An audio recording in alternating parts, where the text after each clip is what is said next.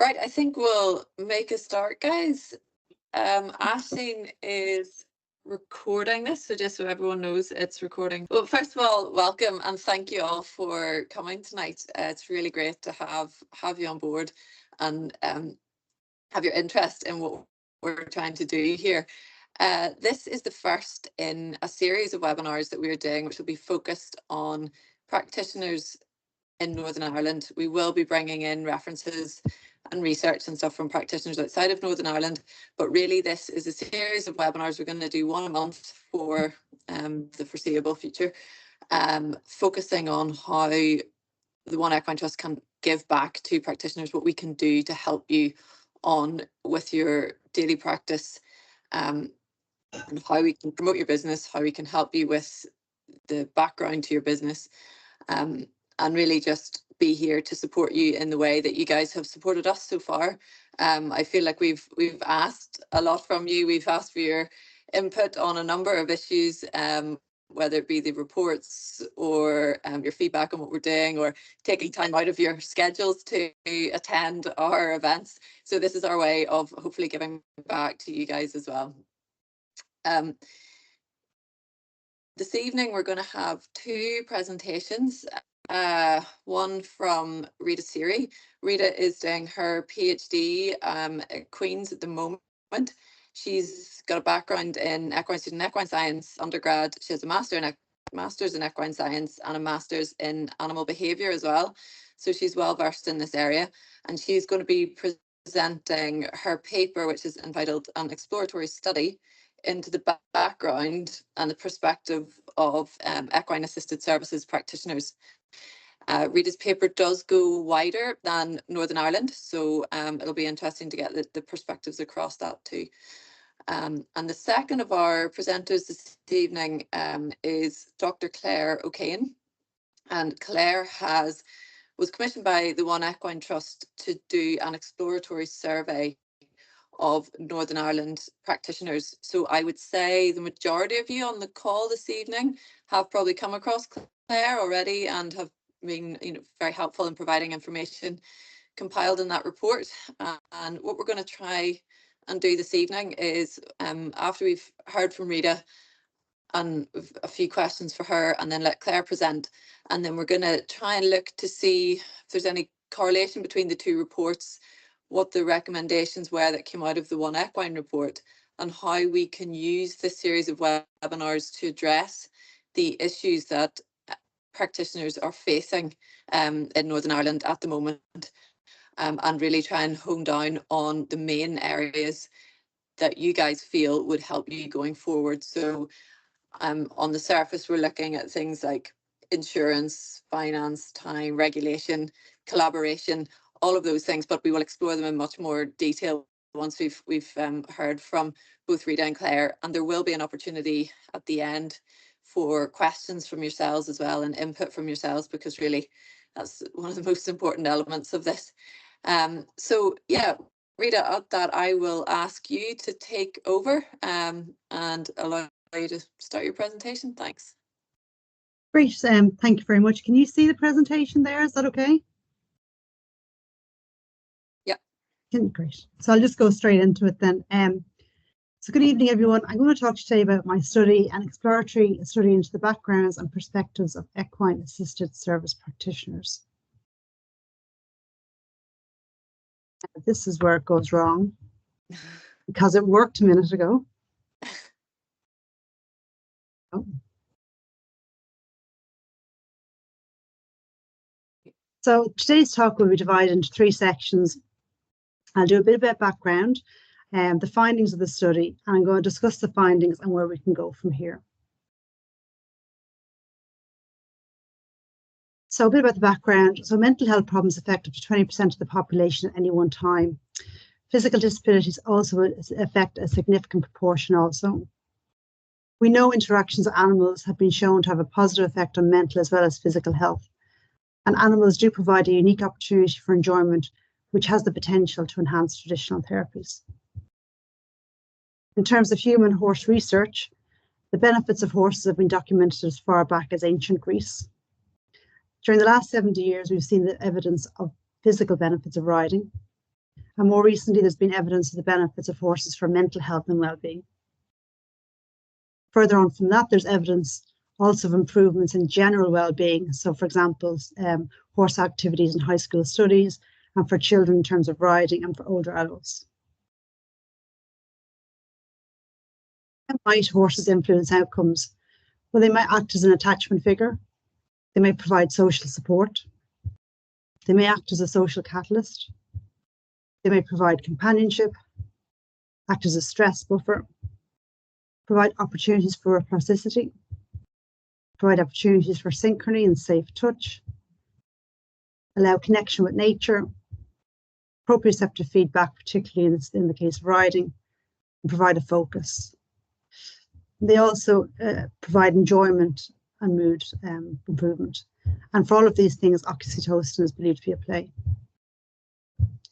However, significant challenges exist. So in terms of equine assisted services, they're wide-ranging in nature.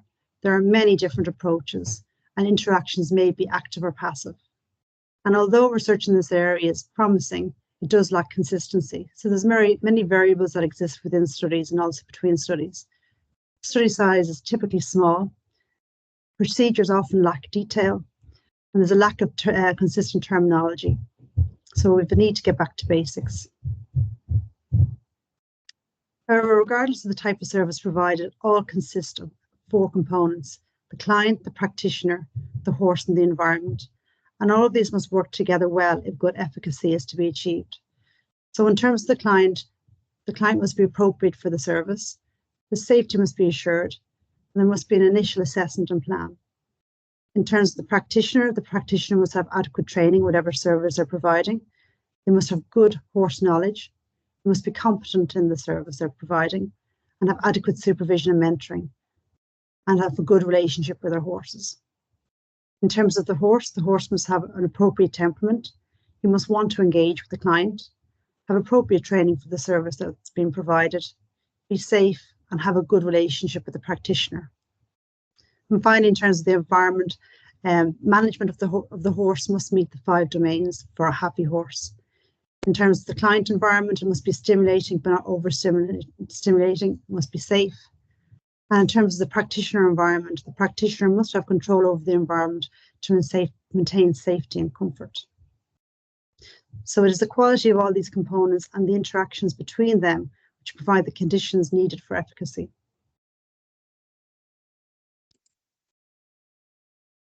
So this study aimed to look at practitioner component of this framework. So little research has looked at practice patterns, training, and practitioner perspectives. So using terminology from Woods et al., we set up a custom design survey to look at what services are out there, training and affiliations of practitioners. We want to look at practice patterns, horse knowledge and the importance of the horse, perceived effects of the horse on outcomes, and any challenges and work satisfaction. So the survey itself consisted of 43 questions, taking about 20 minutes to complete.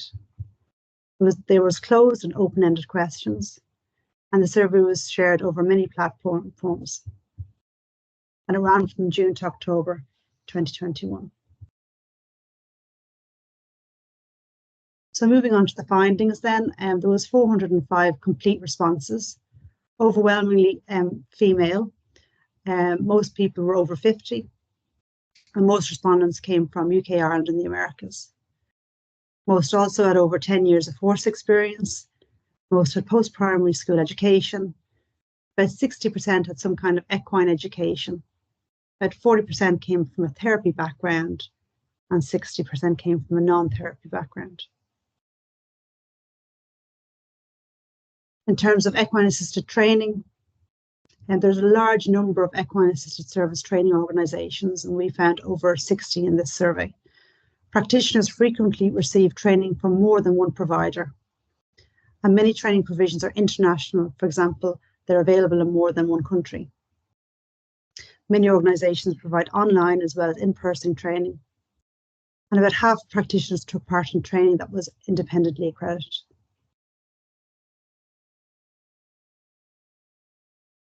So a bit more about the training itself. So the median training of practitioners to practice was block release of 20 days or more over a 12-month period. About 27% of respondents had this. 18% had less than 10 days training to practice. 5% had no specific training. But the number of practitioners taking part in CPD is high. In terms of the nature of the service, learning services were the most common type of service, followed by mental health.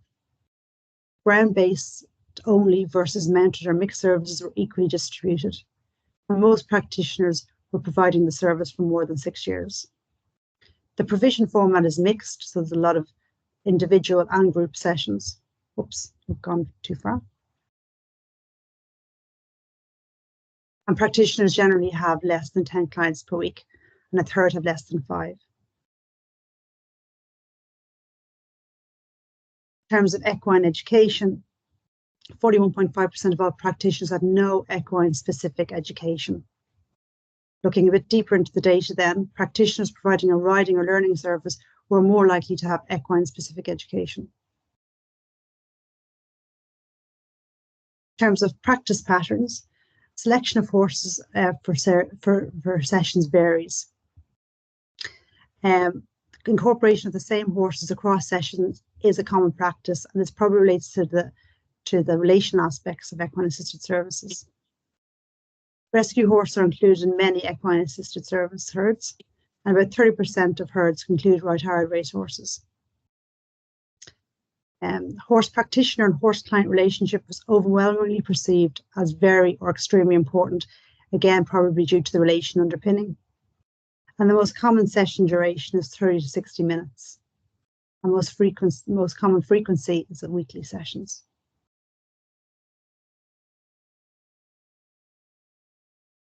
In terms of the schedule of service, they tend to be variable.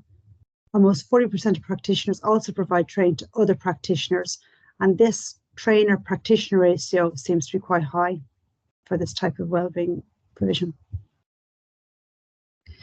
In terms of client issues, this graph shows the frequency of different client issues reported by practitioners. As you can see, anxiety is the most common issue seen, which makes sense as one of the most common mental health issues in the general population.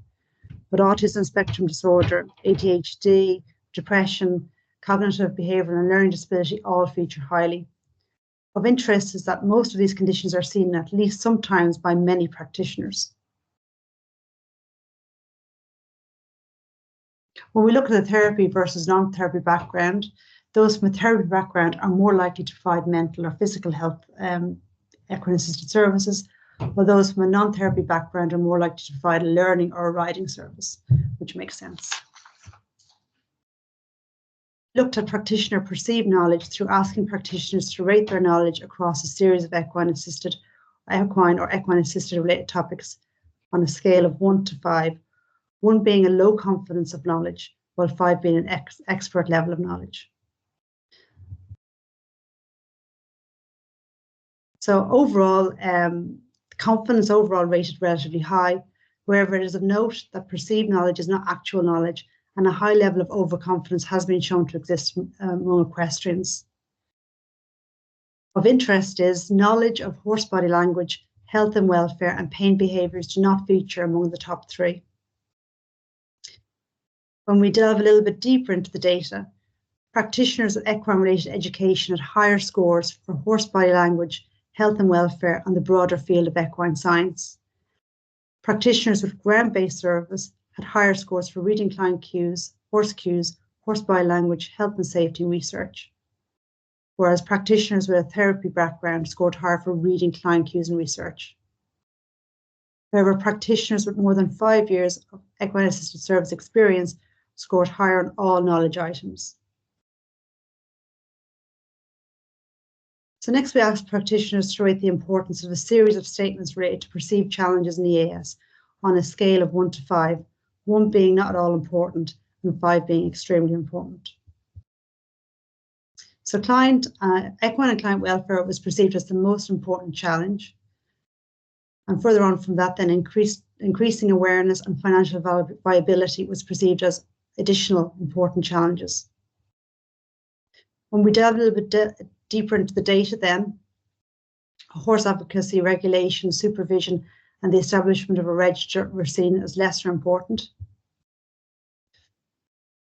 Then digging a bit deeper, the practitioners from a therapy background scored items such as a clear set of definitions, governing body to set minimum standards, access to supervision and mentoring, score those higher than those from a non-therapy background.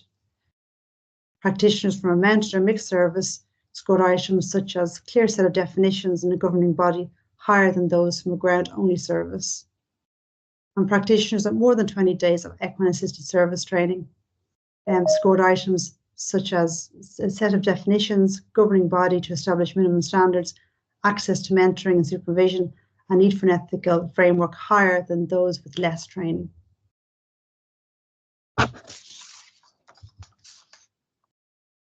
So the outcomes we've got from this are, we have a bit of a better understanding of the situation in the field. We filled a knowledge gap. Now we have more information to help design future studies. This study has provided information to the sector and relevant organisations such as JIRA as to where the industry is and how it can move forward. We've provided evidence to support and target funding. For example, evidence to support funding to help practitioners in areas where they require extra training, peer support, or community building. We've documented the challenges in the field, and this all can be a first step in providing information that can help professionalise and legitimise equine-assisted services. So I'm just going to discuss the findings very briefly. So one thing to come out of this was that client issues are wide-ranging. And is this an area we need to look at? Do we need to do a bit more in terms of disability awareness and competencies? Anxiety is the most frequent presenting issues, so should we all be having training in this area? Equine education is an area that needs attention, and we know that there is a link between horse behaviour, horse welfare and safety. So this is an important starting educational piece that we could look at. The ability to identify equine behaviours is linked to equine health and welfare training, so that's another possible focus. And equine education must be taught within the context of well-being. The goal we have is a happy, settled and engaged horse, not a competition horse, and we need education that reflects this goal. However, there are still lots of positives in the survey. So nearly 60% of respondents did have equine-related education. Most respondents took part in a lot of CPD, 20% more than 10 days a year, and this is very encouraging.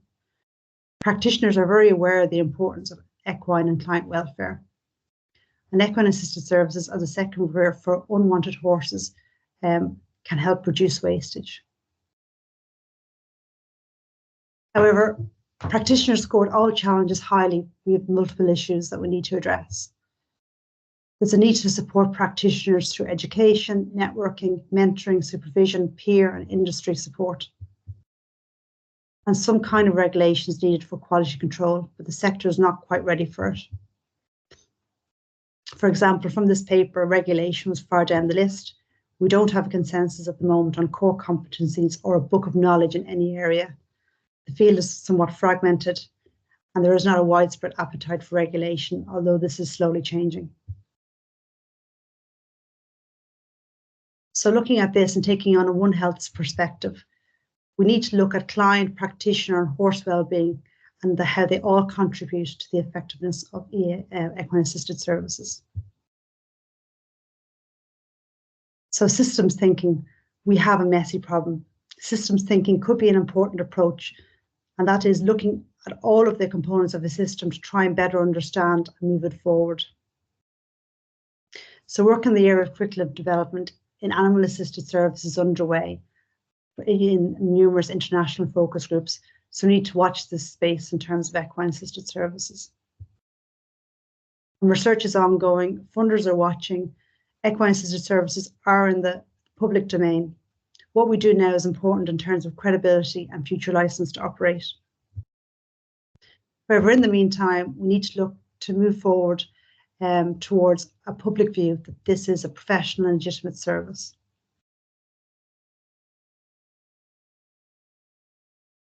So how might we support practitioners? Well, opportunities to develop a sense of community, listen and learn from each other, and build relationships.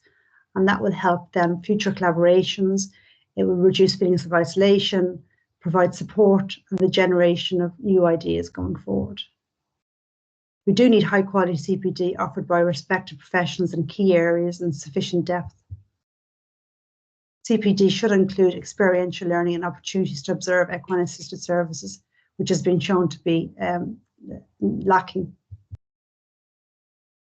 CPD must be delivered within the context of well-being for horses, clients and practitioners, and the development of affordable and accessible training. Practitioners do need access to supervision and mentoring. And we do need to engage with funders and the public, for example, through experience equine assisted service days, and to find out what they need from us as well. Thanks for listening. And just here's a selection of references from the talk just now. And if you look at my paper, there's a full list of references there. Rita, thank you very much. Sorry, yeah, was that a question there from someone else? Nope. Okay, no, Rita, thank you so much. That's a really fascinating paper and really helpful, I think, to get an overview of the issues and the positives that there are within the industry at the moment. Interestingly, last night, Rita and I were going over some questions for today, and I fired through the queries I had around her paper, and actually she'd already written the discussion points and had pretty much covered off all the queries that I had, which was really positive to see. One of the main issues, I guess, that has faced us as a perceived umbrella body for equine assisted services in Northern Ireland is this idea that you can view the entirety of the industry as an industry. When you actually break down the different modalities of practice, each one is really very different and has very different outcomes and very different qualifications and regulations, and there isn't sort of a one set fits all in terms of legislation, supervision, governance, or practice methodology either. So what we are trying to do through this series of webinars and using Rita's paper, I guess, and what Claire's going to present as well, as a bit of a baseline entry point for collaboration and looking to see where there is crossover between the different modalities and seeing what we can use, where we can allow practitioners to work with each other and talk to each other and collaborate with each other to produce best practice in Northern Ireland. So it's not, we are very aware that all the different modalities of practice are indeed unique. But what we are trying to do is find some areas of crossover for CPD and collaboration and mentoring that we can focus on for these webinars to assist the majority of practitioners. And what the two that sort of leapt out from Rita's paper were really around, for me, around the equine health education piece. There's a lot of talk around equine welfare at the moment. And I personally feel like equine welfare is not a module or a bubble that sits out on its own. I think it's integral to everything you do with the horse. And I think the terminology equine health education is a really productive way to look at this and to look at every aspect of how you look after the horse, how you treat the horse, how you feed the horse, how you work with the horse, and increasing people's understanding of all of that and the ramifications that can have on your practice and on your daily interactions with the horses is paramount within this. So I think, Rita, would you think there's real scope to look much more deeply, I suppose, at the equine health education piece in a broader way than just welfare? And certainly it's advancing, I think, at such a rate at the moment, and knowledge is being transferred at such a rate that it's probably a really good one for CPD as well, to continue the education piece for everyone. Would that be something that you think would be, a good starting point? Yeah, so when I did my degree 20 something years ago now, equine health was a big thing. We learned all about all the different diseases, all about different health. And, as you're going through all of that health education, you're also learning about behavior, abnormal behavior, because you're seeing an example of, say, a horse with laminitis and seeing a pain face. We didn't know back then there was pain face, but we're seeing a horse that was in distress and pain. You're seeing, you're showing a picture of a horse with colic. You see a horse in pain. Most problems will show some kind of distress in a horse. So we had a very thorough grounding in health, and we also did behaviour. But that idea of understanding what a healthy horse looks like, which we learn from equine behaviour, looking at feral horses, and then looking again at what an unhealthy horse looks like. And although we're learning about different diseases in equine health, the negative behaviors are the same. So it could be laminitis and showing a pain face, or it could be a horse is under stress because it's in a stressful situation and showing a pain face. So if you're doubling up doing behavior education and also doing health education, you're actually reinforcing that really good information that everybody needs to know about. So really, it's kind of, in some ways, a lot of people now are learning about behavior, but they're not necessarily learning about health at the same time. So I think bringing those two together is the way, to strengthen that knowledge base. Yeah, and I think, there are, I know sort of 41.5% had no equine qualification of the practitioners, and yet, people will perhaps have a lifetime of equine experience, but it is very much around how do we frame an equine education piece that sits for equine assisted services specifically, which encompasses the equine well-being, which is health, behaviour, welfare, all under that, as well as the risk assessment, as well as the health and safety elements of it.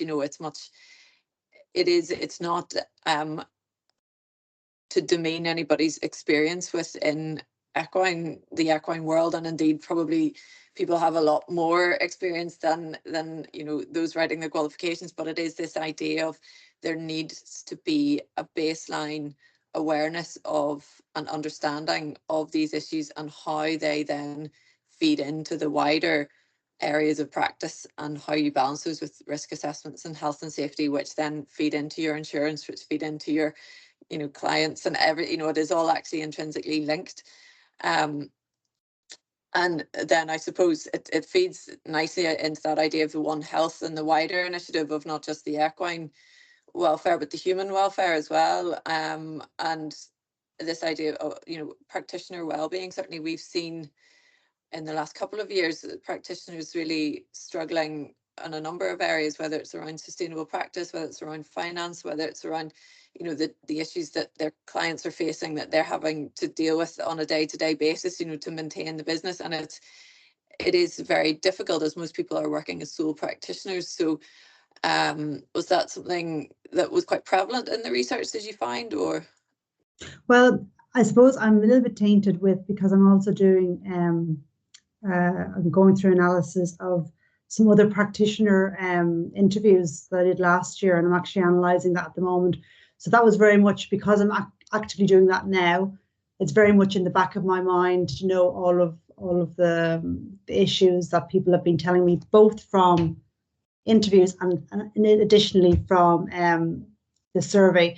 Because what I didn't cover in this paper is that I asked people what were the challenges that you found. And probably I got 300 odd different answers, but a lot of them are very consistent. There is that worry about safety. There is that worry about, if somebody that's not qualified makes a mistake, they could ruin it for everybody. There is that big worry. There is the worry about financial viability, how to get the funds together to be able to do this work. It's a constant struggle to find funders or find funding. So it's not, it's that there's an awful lot of issues, you know. Not least the whole, are we doing it right? You know, have we got the core competencies in place? You know, have we got the education that we need? And obviously there's people that have done multiple different trainings. They have lots of years of experience. They've kept up to date with, you know, CPD. They're doing their own research. They're doing their own courses, and they're doing a fantastic job. But then there's others maybe that are coming into this industry, and they maybe have you know, a pony, and they think this is something that they can do. So it's very hard to kind of blend that together, you know, and call it under the same heading. Yeah, and I think as well, you know, just one of the points being raised that very few clients were presenting with just one condition as well, you know, whether it be physical disability and ADHD or ASD or whatever the combination is. There actually, it seems to lend itself, we're really fortunate here just in the sort of breadth of practitioners that we have in Northern Ireland, and it seemed to kind of scream to me to maybe, if we can use this platform correctly, try and get collaboration between those who are qualified and experienced in each of the areas to work together. I know there were certain collaborative models. Simone springs to mind from the Healthy Happy Minds, where she brought a counsellor in to additionalise her offering to then, you know, deliver under the Healthy Happy Minds. And that idea of, you know, you don't, perhaps you're facing difficulties within your own practice, but if we can get this network and this forum, you know, to a point where actually you can through us find someone who will be able to complement and collaborate with you, whether that is an equine professional or an equine facility or an EAL provider working with an EAT provider to provide a more, you know, rounded service. That's really what we're hoping to do here. I mean, I pitched it to the one equine team as or kind of the blind date for equine assisted services. I mean, I'm not sure Richard would be delighted to be Cilla Black, but it's that idea of how can we use this platform to try and help with those issues. And one of the other ones that sprang to mind was the use of racehorses and rescue horses that came up in your research. I've been involved in projects around the retraining of racehorses for use in equine assisted services, and one of the findings of that was that it takes time, a lot of time, you know, at least 6 months before you even start the retraining process. And it, you know, it's really important that people are aware of the fact that just because these horses are available doesn't make them suitable. And I guess were there a lot of people using thoroughbreds that you in your survey, or was that? Well, the question we asked was, do you have a thoroughbred? I mean, do you have a retired racehorse in your herd? So you could have people that have 10 horses and one of them is a retired racehorse, or you could have somebody with 3 horses and all of them are retired racehorses. So it just gives kind of an indication, you know, of how frequently people would like, you know, they have them in their herd. So 30% is a substantial number. Obviously, we don't know how many. Yeah. There could be 1 or 5. But you would be thinking that most people that would have thoroughbreds in their herd would be relatively experienced. Like, I would be concerned if people were taking on X-race horses and they were in that 40% that don't have any equine education. I'd be very concerned about that. You know, that would be something that would worry me a lot, because they do need the time. They do tend to come with behavioural or physical issues that need to be sorted out. And you know, if there is uncertainty in history and things like that, it does take an awful lot longer to get to know the horse and to see what they're able to cope with, or what if something is, you know, suitable for them or not. Yeah. And so, one of the other, well, I suppose one of the more exciting findings from the programs we did was that, you know, if done if done well, the thoroughbreds are actually very suited to this work, which is quite an exciting avenue, you know, to explore, to give racehorses that second career as well.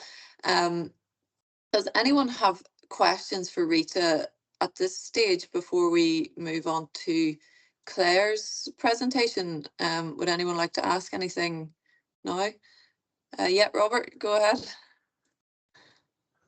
Sorry, this is for practitioners, but I just can't help myself. Rita, that was marvellous. Wish we'd had it 5 years ago. It would have made my life a lot easier. Some of us were at a Equine Welfare Conference last week where they talked about evidence, not eminence. And it's something that we've struggled with since we started talking about equine assisted therapy learning, and since I did, was actually trying to define and describe what it is and provide evidence of what it is. And you've come a long way. All the things make me very happy. 405 participants. How did you get that in a survey? Very difficult. I was everywhere. I was everywhere. Every Facebook group, yeah, it was very difficult. Just for those who have never tried to do research, that is just, if it was your peer review, I'd be doing me circles around the room. That's great. But it's just a comment really rather than questions. We're all thinking now about social license to use horses for anything. And I was at a Hetty conference some years ago now, and I went expecting it all to be about people and well-being, and most of the conference was actually about horse and well-being and the well-being of the horse when it's being used for this.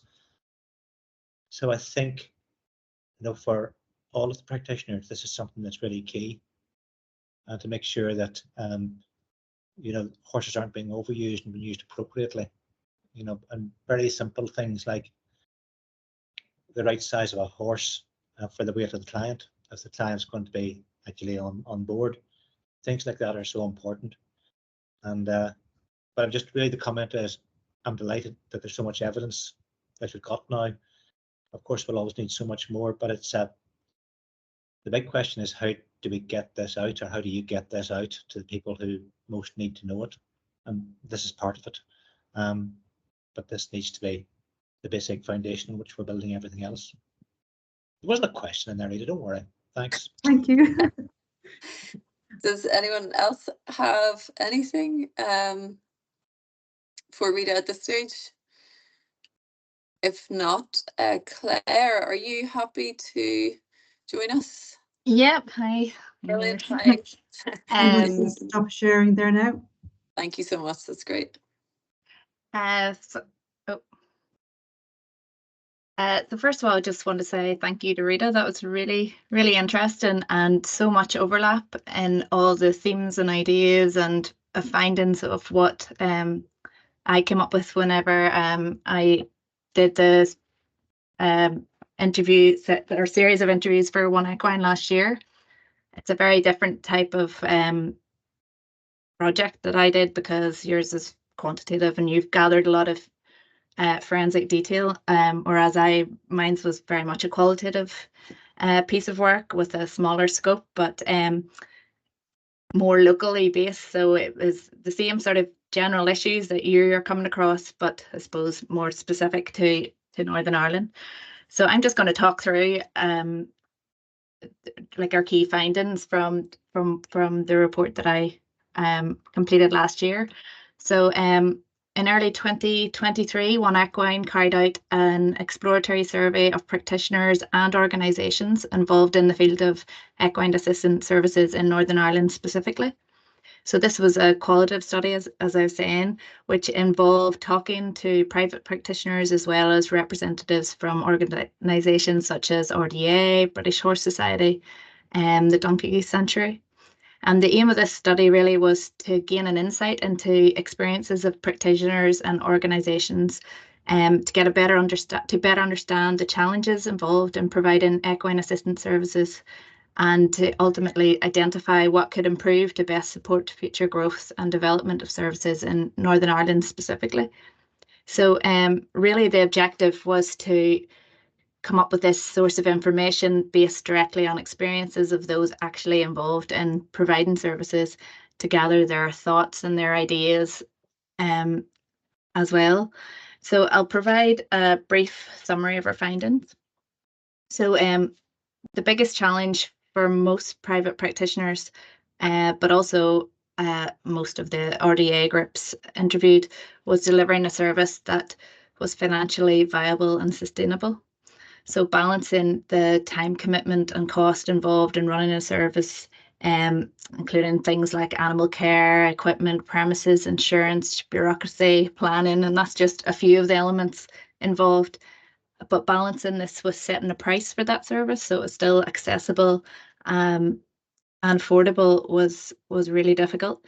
For RDA groups who were dependent almost entirely on fundraising and volunteers, financial sustainability was also obviously an ongoing challenge. So it was clear from both private practitioners and organisations that more investment in services and a more structured approach to funding from local health and education authorities and from would make a huge difference to their ability to deliver accessible services. So that was like the main challenge and theme that was coming through from all across the series of interviews I did. After that, another common theme of the interviews was concern over lack of regulation and scrutiny in the field of equine assistance services. In fact, many people who took part in the survey identified this as a barrier to growth and reputation and credibility. A lot of the things that Rita was talking about in her report as well. And an interesting thing that I noticed when I read her article was that she had sort of separated out people from a therapy-based background and a non-therapy-based background who were more concerned about this sort of area. And whenever I went back to look at my findings and interviews, I found that it was the exact same, that sort of divergence in response. So anyway, a lot of like the things that people sort of suggested for improvements in that area would be standard training requirements, opportunities for regular CPD more locally, because a lot of people had to travel for these sort of courses and stuff. More regulations, including possibly a register for qualified practitioners. So these were just some of the suggestions that interviewees made as ways to ensure that services were safe and more rigorous and to raise the credibility of equine assistance services. Sort of connected to that was just a need for greater awareness and understanding and education around equine assisted services and its potential benefits. Many interviewees said they would like to see more clarity and transparency around the different types of EAS, perhaps develop a proper classification system, just so that members of the public or government or community or voluntary groups could make more informed choices when accessing service or making decisions about funding services. And a final strong theme that emerged was, again, really covered in Rita's article, that was community and collaboration. So many interviewees voiced a really strong desire for more supportive community around equine assisted services in Northern Ireland specifically. So many participants said they were open to working in collaboration with other practitioners, with organisations or therapists in other fields. So also at the end of the survey, I asked everyone for their thoughts on how One Equine Trust could best support future services in Northern Ireland, and the response to this question was very much reflective of the key themes across the interviews. So support, advice, information, promotion, network, and, as I said before, community. So to conclude, everyone I interviewed as part of the study spoke with passion and enthusiasm about the positive impact and potential benefits of all types of equine assisted services. The final report that resulted from those interviews provides valuable insight into the experiences of practitioners and organisations in Northern Ireland and reflects the challenges they face in delivering and developing those services. But it also contains many valuable positive suggestions from the people who are actually involved in delivering these services as to how things could improve to help ensure that equine assistance services are both sustainable and accessible in the future here. Brilliant, Claire. Thank you so much. And it's reassuring, obviously frustrating that there are the same problems across the board, but it is also reassuring to see both reports, sort of mirror imaging each other on those. Yeah. And we have committed under the recommendations of the One Equine report to step up as a charity and try and help with these issues. So I'll just give you a quick outline of what we are currently thinking, but we've done a little bit so far. I know some of you were able to attend the workshop down in Clare around the movement of the horse. It was one of our first kind of in-person, probably networking events. And the focus of it was around the movement of the horse, and we had 3 different speakers that day addressing different elements of that and how that feeds into equine assisted service practice. Our next workshop that we will be doing in collaboration with CAFRA is around networking and putting people in touch with advisors for different areas of the business. So I know Helen has raised that in the chat around looking at how to make business sustainable outside of funding opportunities. So we are going to have somebody there around insurance, around social media, hopefully around business training, and those ideas of how you write business plans, how you look at this as a viable, sustainable business going forward without sort of ad hoc funds. To date, that's how we have progressed with projects. We've found pots of funding and we've connected those to practitioners, and we've got some great projects off the ground, but St. Colin Kills one was 2 years, which is super, but it is this idea of how do we create a sustainable platform help create a sustainable platform for practitioners going forward. Aisling and I have put together a plan for monthly webinars. This is the first one, obviously, to give us the baseline of where everybody's at. We would love some feedback from you guys as to what topics you would like to see in the ones moving forward. They will be quite focused, so there'll be one around business planning, there'll be one around funding opportunities, one around social media training, one around mentoring. These are topics that we are thinking are relevant to what we've taken from the research to date, but the best feedback we can get is from you guys on what you need help with and what you want to hear about. But just before we go any further, has anyone got questions or comments or anything for either Claire or Rita at this stage, or indeed myself or Aisling from One Equine?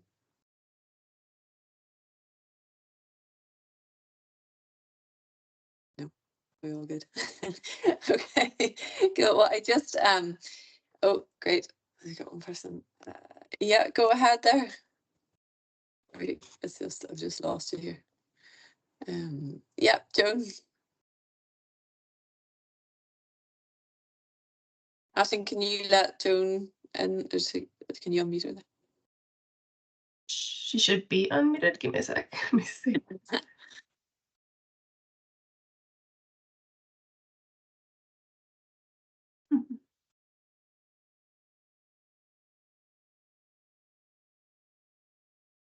I can't unmute her. She has to. Oh, there we go. Oh, yeah. Great. I had put the question actually into the Q&A. There's a Q&A box at the top. Oh yeah, sorry. Yeah. So it was just about when it was done, when Rita did her research work. Like, it was really great because there's such a wide variety.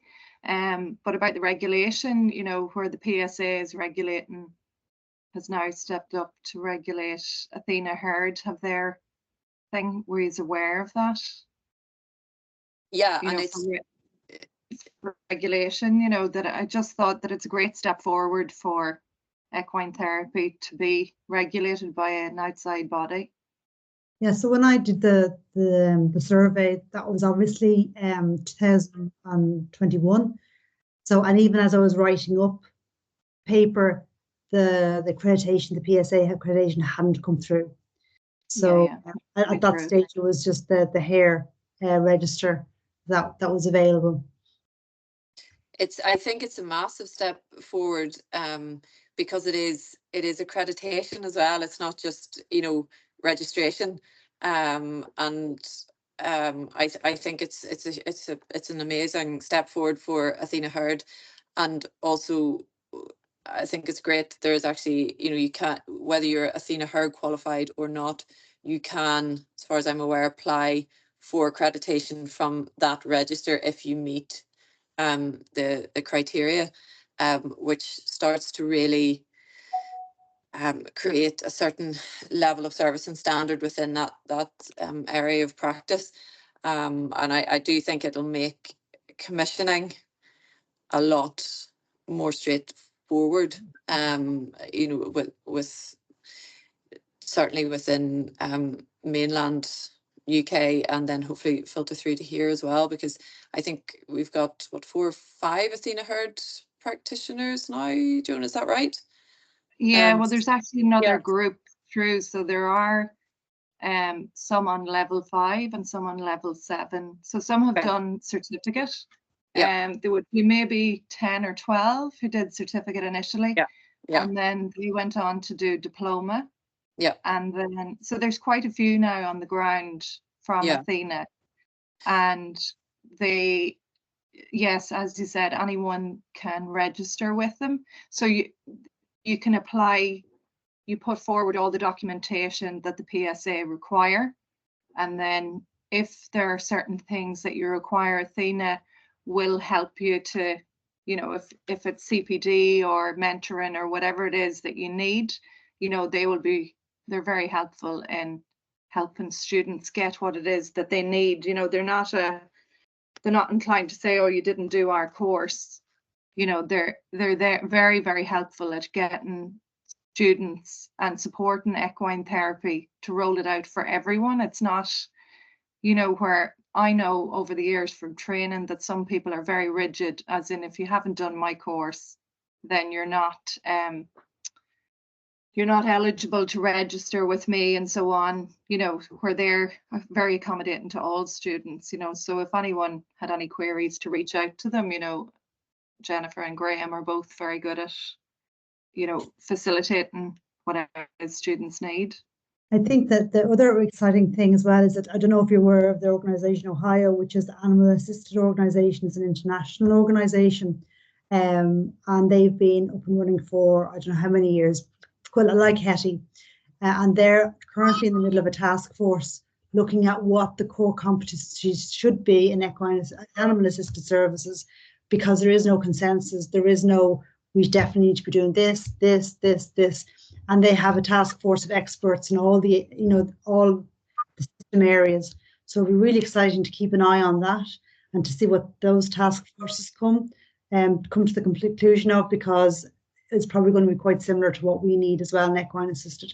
So for me, that's very exciting, because once you have, like, you know, a book of knowledge and, you know, consensus about the different competencies these people need, then you can really kind of go forward with, you know, driving registrations and accreditations that, you know, the public and the government bodies, they'll all kind of agree with and be happy with, and practitioners as well. Yeah. And I'm just sorry, I'm just picking up on the chat thread that's going through there on concerns around the delivery of mental health services within equine assisted services. And I think it needs to be a very clear definition of what you are offering. Equine assisted learning is not equine assisted therapy, and vice versa. And I think, you know, there's space for all the different modalities of practice, but what is vitally important, so that, you know, we are at a base level do no harm, but at, you know, a very risk averse way to practice, we need to ensure that people define and are aware of the parameters of their scope of practice as well.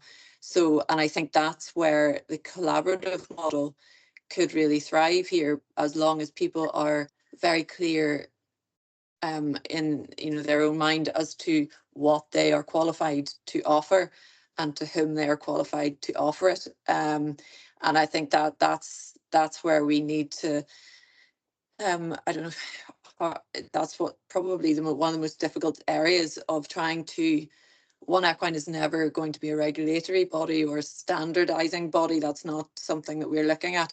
But what we need from practitioners is a very clear line on what services they're offering and to whom they can be offered. And at the moment, there is, it is that idea of what qualifications can we look at, what experience can we look at, and how can we define that on our website? How do we make that clear so that the right people are being paired up with the right clients and the right, practitioners? So that's something that we are very aware that we need to get right, and we can only do that really from honest and transparent input from practitioners, I guess. And I know you've asked you numerous times, to give us a definition of your service, but it is really, that's why we need it, to make sure that, we are matching the right people with the right services. Does that kind of address the issue, Karen? Is that what you were thinking? Sorry, Rita, you're muted there. Aisling, can you? So I'm just looking at Karen's comment there, and I agree 100%. There is that sense of you don't know what you don't know in terms of competencies. So if you don't know that you shouldn't be going in this area, you just don't know it. So I think there is probably scope for maybe everybody getting mental health first aid or some kind of trauma-informed education, so people are aware of where their boundaries should be. Because if no one's ever told you, you shouldn't be going into, this area, you just don't know it. So there's definitely scope, I think, for education in that area. Yeah. For everybody. Super. We're closing in on time here, but I don't want to stop the conversation. Does anyone have any other questions or comments at the moment? Just to make you aware that we do have a practitioners network on Teams. I know Helen's posted some stuff on there about facilities and different things, and we will be using it more regularly. So if you can sign up to that, that would be really helpful if you're interested. We have got a specific email now just for practitioners, so it's not about client inquiries, it's simply for practitioners, and you can ask us anything or provide us with updates on your services, or if you've got availability or anything you feel is relevant, please use that email address. Aisling will circulate that with the recording of this webinar. And we have committed to a monthly webinar and a podcast and a newsletter, so we need content, we need help from you guys as well on this. So I think a lot of these conversations that we're starting tonight is that they are brilliant, and we will use those forums to explore them further and to help everybody sort of move forward in the best possible way, both for practitioners and for those recipients of services as well, and try and just expand the platform of services available here at the moment. Is there anything anyone else would like to say before we, or any questions or anything before we wind up this evening? There's more in the chat. There's more in the chat. I'm looking at, thankfully people with possibly more understanding are answering this. So Cara, are you happy enough? I can send you the link to their papers as well. So the IHIO, I can send you a link to they have a website and stuff. You can probably Google it yourself if you like. But we can certainly send you links to that. Terry knows a lot more about that than I do. But is there anything else that anyone wants to raise at the moment?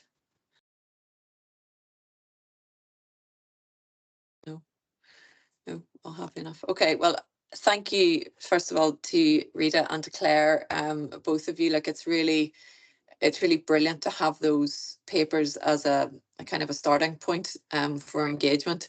and to have them done independently is it's really, really useful. And I hope that we have addressed or certainly picked out some of the areas that you guys will feel will be useful moving forward. Again, this is your space. It's to help the industry. It's to help practitioners. And the end game is to help everyone receive, as everybody who could receive these services, receive these services. So we will be leaning on you a little bit, but we will hopefully be giving back to you in terms of education and CPD and funding opportunities and networking opportunities. So it's going to be a win-win for both. So look, just thank you, and thank you, Aisling, for being the IT wizard and dealing with all of the stuff in the background. I really appreciate it, and thank you for those who submitted questions and stuff like that as well. So I've just seen something about sausage dogs there from Helen, but yeah, all contributions are welcome. Like, thank you very much, guys, and I'll let you go. That's us up for time. But please, if you have any questions about anything raised tonight, or anything that you want to contribute or want to hear about in the webinars, podcasts, newsletters, please let us know. All right, thank you very much. Cheers. Bye.